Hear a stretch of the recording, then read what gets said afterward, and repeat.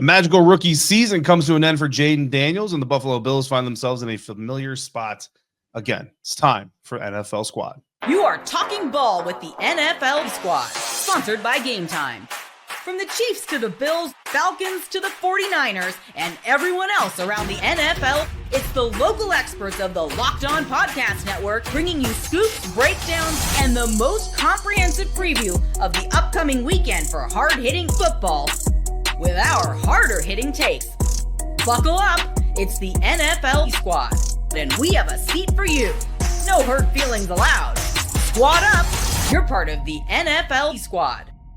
And welcome in, everybody, to this week's NFL Squad. Sit back, grab your favorite drink or your snack of choice, and join us as we get you ready for not another wild week of NFL action, because there's Pro Bowl stuff happening, I hear. I don't know if people really still watch that, but we are going to talk about the NFL, everything coming that went down this last weekend, and of course, we'll look a little bit ahead to the big game here in a couple weeks. We are part of the Locked On Podcast Network, your team every day, and this NFL Squad episode is brought to you by Gametime. Download the Gametime app, create your account, use the promo code LOCKEDONNFL, all one word, for $20 off your first purchase.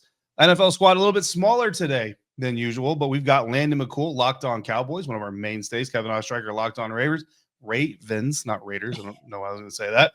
And Sarah Bettinger. I asked you before we went to record, and I still messed up. Sarah Bettinger, Locked On Broncos, representing so that Cody doesn't get too much crap for not being here this week. But guys, we got to talk about the Super Bowl coming up, but we're not going to talk about the actual game just yet. We are going to talk a little bit about the teams competing, but we're not going to go crazy and make some way too early predictions. We've still got a whole lot of podiums to go through, and the team's got to practice, and we've got injury reports and everything else. But I want to talk about the losers first.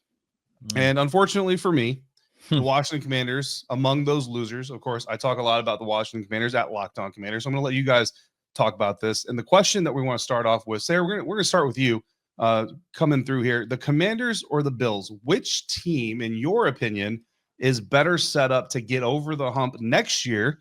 Again, Bills fans, sorry for you. No Joe, but still a show. Commanders or Bills, Sarah? Who do you got has the best chance of getting over the hump next year to get to the big game? Well, I think the Commanders have the best shot, and it's because the Bills have to go against their arch rivals, the kryptonite that is the Kansas City Chiefs. I mean, realistically, they haven't beaten them in the playoffs anytime recently, and so I don't know. I don't have any faith in the Bills anymore. I'm sitting over here with all my Broncos gear wondering, when is somebody going to finally take these guys down? And we're over here like, Josh Allen, he's Superman. He can finally do it. He can be. I'm sick of putting my hope in Josh Allen. I'm done putting faith in Josh Allen. You know what? I'd rather see Bo Nix at this point figure it out and make it happen. And I hope that does happen. But I think the Commanders have a much better chance, even though they play arguably in a much tougher division with the team that's representing the NFC in the Super Bowl. Just feel like, man, the NFC is a little bit more open than the AFC at this point. I mean, what are you supposed to do about the Kansas City Chiefs? I have no idea, and the Bills obviously don't either. Yeah, no, I mean, I agree with all your points. You know, it's frustrating because the Buffalo Bills were a team. I know a lot of people thought they're going to take a step back this year with some of the talent they lost, trading Stephon Diggs, and then they kind of prove everybody wrong, right? But then it's the same old song and dance. Like at the end of the day, the final product is the same. Doesn't matter, what the process is to get there. I want to flip it over to Landon real quick because Sarah says it's the Commanders. Again, you've seen the Commanders play multiple times this season. You've seen the Eagles play, the team that they would have to overtake to get to that Super Bowl in theory in this situation. But you also cover a team in that same division, Dallas Cowboys, who certainly are going to want to have something to say about that whole situation coming up next year. So do you think it's the Commanders? Do you agree that it's a division rival of the team that you cover, or do you want to go the other direction and say maybe the Bills can get over the hump next year? I mean, I hate to be like this, but I think it's truly a push at this point. If I'm going to do it, I'm going to say the Bills a little bit, but I think it's close because the truth of the matter is that I do think that Washington, obviously with a young quarterback, I think they're going to be hanging around the rim for a while. I think we talked about it before the show. I think that they maybe arrived a year too early. And then they kind of slipped in while Detroit sort of faltered in that other game. They ran out of gas. They got injured, and I think Washington was able to take advantage of that and maybe get into the NFC Championship game a year ahead of schedule, which is great. I just don't know that their team is quite developed to where they need it to be yet to be a Super Bowl caliber team quite yet. And I think the Bills are, their problem is singularly, Patrick Mahomes. So, and I'm actually going to have some faith in the AFC West, because it does seem like it's an improving conference. And all it takes really is that if somebody else can trip up Patrick Mahomes along the way, the Bills may have the opportunity to kind of step in there and fill that void, because it does feel like until whatever's going on with Baltimore in the playoffs as well, because I'm a huge believer in Baltimore. Kevin, let me just state that, but there's something going on, and I can't, I wish it wasn't, but until that gets taken care of and Lamar can properly take his crown, I think that the Bills are to the rest of the AFC what the Chiefs are to the Bills. So I think, right now, I think the Bills are likely to kind of stay near the rim, try to tip that ball in. And Washington, although I do think that they are going to, they're back in the mix. Obviously, they are a team to watch, one of the best teams in the NFC, no doubt. I wouldn't be surprised if they took a step back next year while getting ready to be, perennial contenders in a year or two as they kind of get things in order on the defensive side. Yeah. And then, Kevin, I want to ask you this, man. Does the NFL have a dynasty problem? Because fans got really sick of the New England Patriots, right? And then we had a few years in there where it wasn't the Patriots, although it was Tom Brady one of those years, just with a different uniform on, right?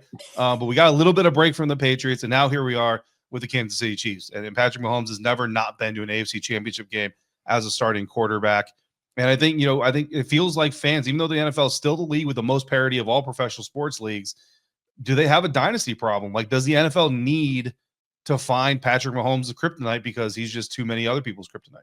I think they have had one over these last, however far you want to go back to New England. And then obviously Kansas City. I know we talked about this last week, where it's just like we went directly from the Patriots into, and you mentioned it, Dave, with Brady and the Bucs. So it wasn't even that big of a change. And then the Chiefs have just been right after New England. And so we didn't even get like 3 years of, this team from the AFC and this team from the NFC. And it gets tiring. I don't think people would have as much hatred for Kansas City if we didn't watch this for a decade plus over there in New England. And now we're just seeing the same thing over again. I think that when you talk about hated dynasties, New England and Kansas City, I think, are hated for different reasons. I know obviously New England had their fair share of cheating scandals back in the day. And then, obviously with the Chiefs, you have a bunch of, whether it be the refs or the flopping or whatever it is.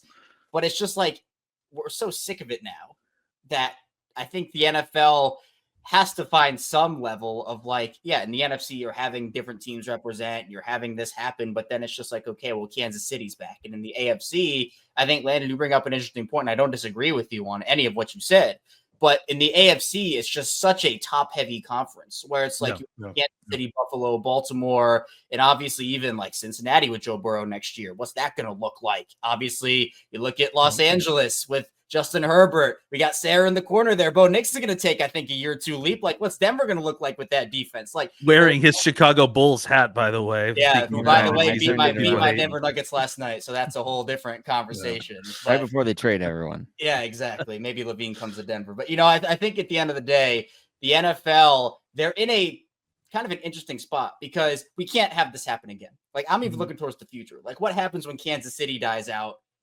Are we going to have another problem with this? Like, is there going to be another dynasty that takes over? That cannot happen. If it stops after 2, then okay. If it happens again after Kansas City, people are going to be even more fed up than they are now.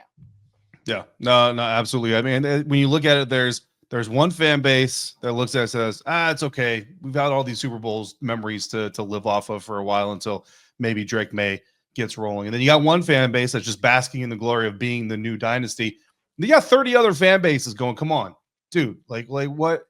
You know what I mean? Like, maybe we need a lottery. Maybe we need to go the NBA route, and maybe we need to just funnel a bunch of number 1 picks to the Dallas Cowboys so somebody can get this thing switched up. Nobody's gonna ask for the Cowboys to be that team. Landon, I'm sorry. We've already been that team, buddy. We've already been that team. That's during the 90s though, even though there was a run like the Dallas Cowboys, there was Washington for a little while, like New York was really good, San Francisco was like. but there was still the opportunity, even when the teams won back-to-back Super Bowls, you felt that there was the opportunity. Even the Buffalo Bills. I mean, look, 4 straight Super Bowls is impressive. No rings, but it's okay. We're gonna get back to the topic at hand, though. Eagles and Chiefs will be playing in the Super Bowl. So I'm gonna ask 2 of our hosts here on this NFL Squad episode to do something that's a little bit hard sometimes and tell us why the team in the division they cover is the best team in this matchup. I think they know who they are, and then we're gonna ask another host, you can do the math yourself, what Sam Darnold's impact is going to be on the free agency market this offseason. That's all coming up next on this week's NFL Squad, part of the Locked On Podcast Network, your team every day. Today's NFL Squad episode is brought to you in part by TurboTax. This is a message from sponsor Intuit. TurboTax Taxes was waiting and wondering and worrying if you were going to get any money back, and then waiting, wondering, and worrying some more. Now Taxes is matching with a TurboTax expert who can do your taxes as soon as today. An expert who gives your taxes their undivided attention as they work on your return, while you get real-time updates on their progress so you can focus on your day. An expert who will find your every deduction possible and file every form, every investment, everything with 100% accuracy. Also, you can get the most money back guaranteed. No waiting, no wondering, no worries. Now this is Taxes. Get an expert now on TurboTax.com. Only available with TurboTax Live Full Service, real-time updates only in the iOS mobile app. See guaranteed details at TurboTax.com/guarantees.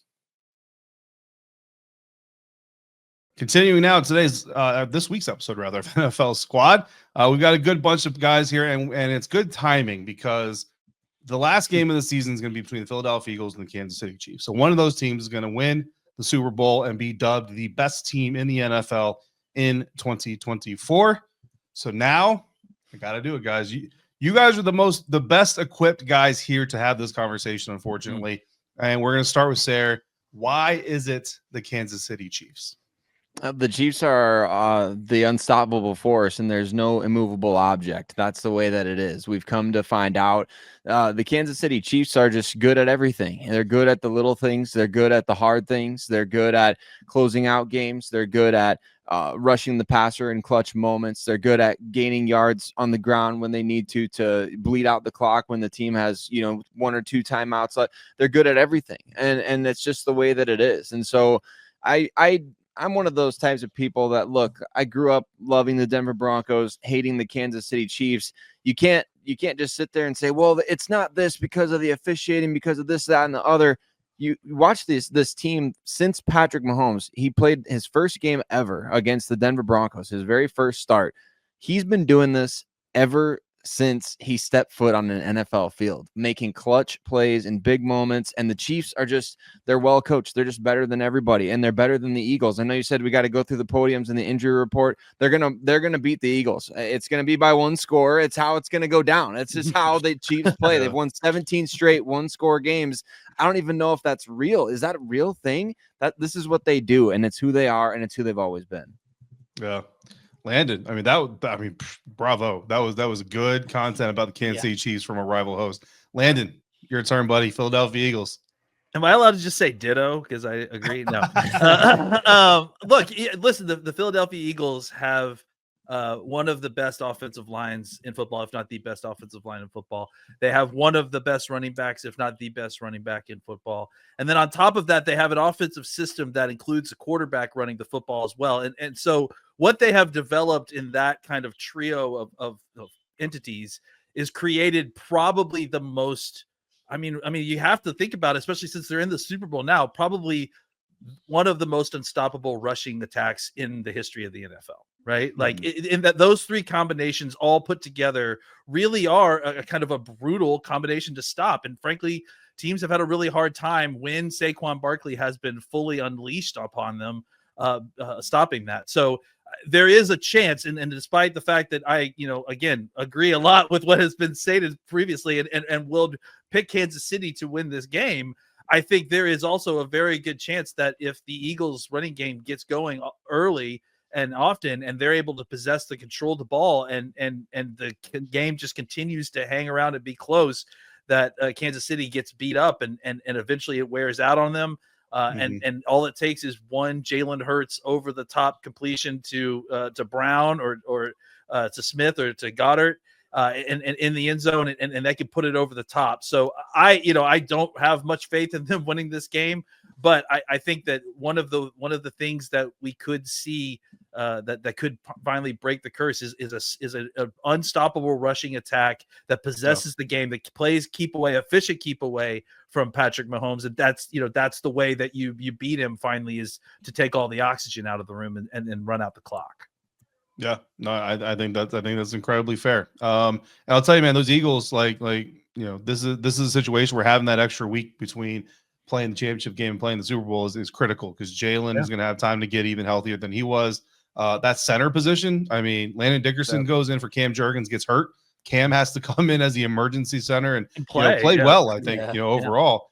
I was watching him before the game, and I was like, there's no way this dude's about to play NFL football. So the fact that he went out there and did pretty good, actually, I think says a lot about his toughness. But, the Eagles are certainly going to look to get healthy and hopefully make this thing an entertaining matchup. Kevin, I don't know if Sam Darnold is the quarterback to do this, but Sam Darnold is going to be a name that gets talked about in the offseason, and whether he ends up back in Minnesota or goes somewhere else, it's going to be news when it happens. How big of a domino do you think Sam Darnold is going to be in this year's free agency picture? I think it's going to be a pretty big one, because when you look at the quarterback class, this is Sam Darnold's world, and we're all just kind of living in it here. Because right now, as it stands, and again, there are going to be some quarterbacks that change teams and move around on the market, but it really is just Sam Darnold and Russell Wilson. And I know a lot of people are looking at maybe Russell going to the Raiders. I think the people have been linking those two teams together, but you kind of look at teams that could potentially be in the quarterback market, at least those who don't have an immediate option right now, at least that don't look like they do. Teams like the Giants and the Browns, the Titans, teams like the Raiders, who maybe go a different direction. But then you look at like the Steelers, who are they going to bring back Justin Fields? Is Russ in the plans for them? You mentioned the Vikings. Do they bring back Donald? Do they go in a different direction? The Saints right now with Derek Carr, is that the long term? I mean, obviously not long term, but do they want to go with that for another year? Is there a way to move off of him? Obviously, the Falcons have Michael Penix right now, but do you feel like they could trade Kirk Cousins? That's a really tough contract to trade. I don't really feel like there's a way to do it without them having to give up a pick attached potentially. And then, I mean, I don't know what else you look at. So those are a lot of teams. Plus the quarterback class is going to be the most interesting part to me. How much confidence do these teams have in the quarterbacks available? Obviously with guys like Cam Ward and Shedeur Sanders. I mean, outside of those two, is there enough confidence and a couple of those players that could either sneak their way into the first round, mid-round quarterbacks? But you look at some of these rosters and like Pittsburgh's not going to be in the market for like a rebuild project at quarterback. The Vikings aren't going to be in the market for that. You also look at teams like the Jets with Aaron Rodgers. Is that going to be a pairing that works out beyond this offseason, or is he going to be somewhere else? Do the Seahawks want to upgrade over a Geno Smith maybe, or the Colts out on Anthony Richardson? Like, what does that look like? On paper, it just looks like it's Sam Darnold and no one else. But I feel like with Darnold, there are going to be maybe 3 or 4 teams fighting over him. And obviously that playoff performance is going to impact some of the money that he gets. But like, what else is out there? It just feels super dry on the market right now. It feels like the draft is really going to drive up his market too, because like you mentioned, the top of the draft, the quarterback section is not great. Right. I think that, it came out today that at the Senior Bowl that some folks are saying that teams only have 8 to 7 or 8 first round picks. So I'm not thinking that they're including both Shedeur Sanders and Cam Ward in those 7 or 8 picks. So I wouldn't be shocked if that even further drove up the market for Sam and started having a little bidding war for teams that don't want to spend their top 2 or 3 picks on a quarterback that they're not 100% sure on. Yeah. I mean, it's a perfect offseason if you're Sam Darnold. It's a terrible offseason if you need a quarterback. Fortunately, I don't think any of the 4 teams represented here on the network feel like they need a quarterback, at least not this year. Not yet. I don't know about next year. Like, 2026, 2027. Yeah, we're good for a while here in Baltimore. We're set. Yeah. I don't know about that year, but we want to have the conversation next about, again, finding that rival for Patrick Mahomes. Where is that rival going to come from in the coming years? We're going to talk about that next on this week's NFL Squad, part of the Locked On Podcast Network, your team every day. Today's NFL Squad episode is brought to you in part by Gametime. Attending NFL playoff games is an unforgettable experience that brings all fans together, no matter where you're coming from, no matter what team you're cheering from. I remember the excitement and energy of the divisional round game between the Detroit Lions and the Washington Commanders. Obviously, by the end of that game, The Detroit fans a little bit quieter than the Washington fans, but the way that the Detroit Lions really put on the show was absolutely electric. I'm looking forward to doing even more of that in the coming years. Well, Gametime has a new feature called Gametime Picks that makes getting tickets for events even easier. It filters out the fluff to show you only incredible deals on great seats, so you don't have to waste time searching through thousands of tickets. So take the guesswork out of buying tickets with Gametime. Download the Gametime app, create your account, use the code LOCKEDONNFL for $20 off your first purchase. Terms apply. Again, create your account, redeem the code LOCKEDONNFL for $20 off. Download Gametime today. Last minute tickets, lowest price guaranteed.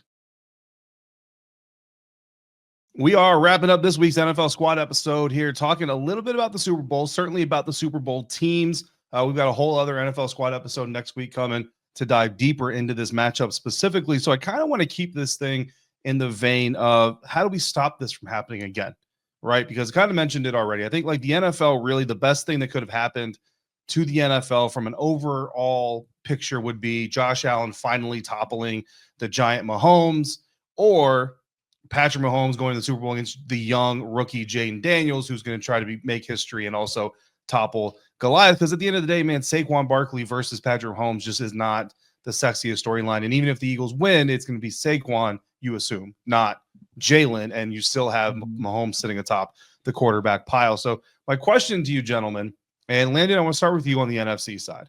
If you look at the NFC picture, where is the current NFC quarterback? Or if you want to project Sam Darnold to a team fit as a free agent and say that's where it's going to come, by all means, where is the NFC quarterback that can become the NFL's rival to Patrick Mahomes here in the near future?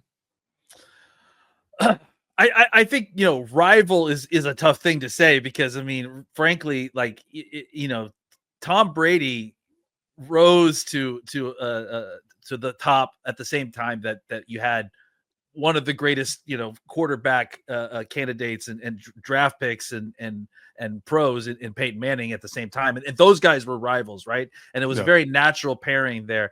I don't know that anyone's going to catch up to Peyton's career to the point where it's truly Bird versus Johnson sort of, rival. But I do think, you teased it. Jaden Daniels is certainly a guy that needs to be thrown out there just because look how far he's gone already. Right. I think if like I said, Washington as a team has a long way to go. I think that Jaden dragged a good team to very high heights. Right. So I do think that there's some retooling that things that we take for granted with Patrick is the incredible defense that he has and the defensive coordinator and the whole, they don't even have to think about that side of the ball anymore. And frankly, that defense dragged that team through most of the season when Kansas City was very vanilla. Having an incredible great defense is what made them special enough to get the number one seed in the first place. So I think that's an important part of this. But if we're talking strictly quarterbacks that have the moxie, have the capability, have the talent, you got to look at guys that have the ability to create on their own, that can operate outside of structure. And I think obviously Jaden Daniels' legs, are the kind of X factor there. If I was picking the AFC team, I would pick Kevin's team. And I think that Jaden Daniels is the closest thing you're going to get to Lamar Jackson. And I think his ability to kind of use his legs to create with on the throw and on the run is going to be the thing that can ultimately take a guy like Patrick Mahomes down. Yeah, and look, if it is Lamar Jackson, I mean, Kevin, plenty of people in and around the DMV, because I know Baltimore says they're not DMV. I got it. In and around the DMV, plenty of people wanted that Beltway Bowl to head down to New Orleans and see Baltimore and Washington competing for Lombardi. And then that may be on the horizon. Who knows? So I'll flip it over to you for AFC, because Landon kind of alluded to it, right? Like, it's much easier if you're going to have an AFC, or if you have a rival for Patrick Mahomes that comes from the AFC, where there's a better chance of getting that matchup on a year-to-year basis. So is it Lamar in your eyes, or is Josh Allen still at the top of that heap, or is there another quarterback that's creeping up that maybe can take that mantle? Yeah, see, Landon, I knew I liked you. I knew it. I knew it. But yeah, I mean, I do think, and no bias here, it is Lamar, and it's nothing against Josh. It's just we've seen it not happen too many times, where it's like Sarah said at the beginning of the show. It's like you say, all right, it's going to be Josh this year. It's going to be Josh this year. And then it's not. Lamar has also lost to Mahomes in the playoffs. I'm not saying that he is perfect in that regard either. But I just feel like with the way the Ravens have gotten close, and it's just been the way that they've lost. And I mean, we say it every year here in Baltimore. It's like this team just beats themselves over and over again. And it happened against the Chiefs as well in week 1. It happened against the Chiefs in the AFC Championship game where they got away from who they were. I know that a lot of people like to look at Lamar's playoff record and say 3-5, 3-5. Of course, Lamar plays a factor in that. I'm not going to sit here and tell you guys Lamar's been the best playoff quarterback ever because he's not.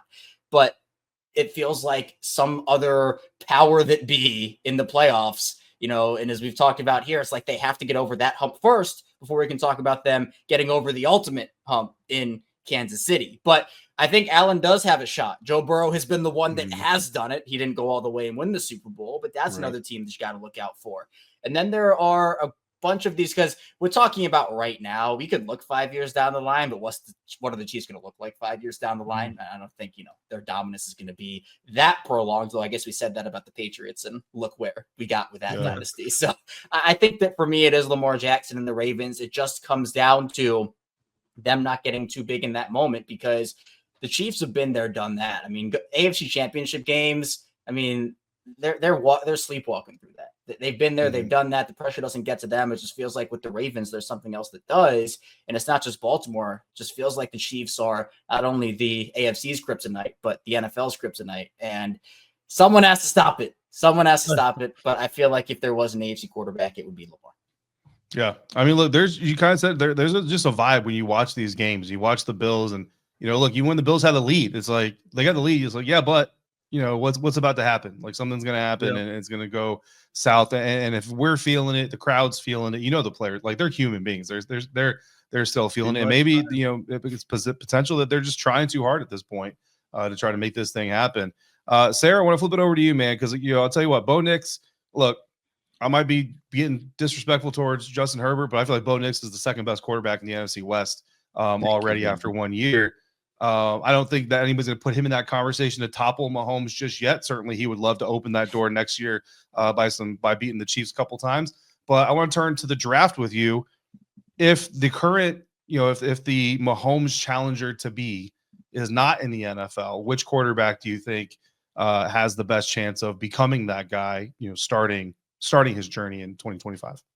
Well, I think it's got to be Cam Ward. I mean, you look at this draft, it feels like that this class, the best quarterback is like what Will Levis was a couple years ago coming out, like kind of exciting, interesting traits, a lot of popping plays at Kentucky and things like that. But at the same time, like there's a huge risk reward factor. I mean, with Shedeur Sanders, he never saw a sack he didn't like. I know that's going to sound terrible, but I mean, the guy took way too many sacks at Colorado. There's no doubt about it. And that trait, unfortunately, translates to the NFL. Jalen Milroe, kind of a second coming of Anthony Richardson, where not a ton of time on task, a lot of talent, physical abilities, but needs the right situation and coaching to probably grow over the next handful of years. No idea if he's going to be that guy. I see a lot of people like Jackson Dart. The first time I saw him was their final game of the year. And boy, it was not good. So I think he threw 2 or 3 interceptions when they were given mulligans to win the game there at the end. To me, it's Cam Ward. Yes, the recklessness early in games got Miami down a lot of times this past year. But look, that was the dude that brought the team back. And I just feel like he has that it factor. If anybody in this quarterback class has it, it's Cam Ward. I really like what he did at Miami this last year. I don't know that necessarily I would say, hey, stack him up against the 2024 class and he's the second or third guy. I don't think that's the case. But I do think if he gets to the right team, like, I know you guys will hate to hear this, but I don't hate the Giants for him. I don't. I don't like the Titans for him. I don't like the Browns for anybody.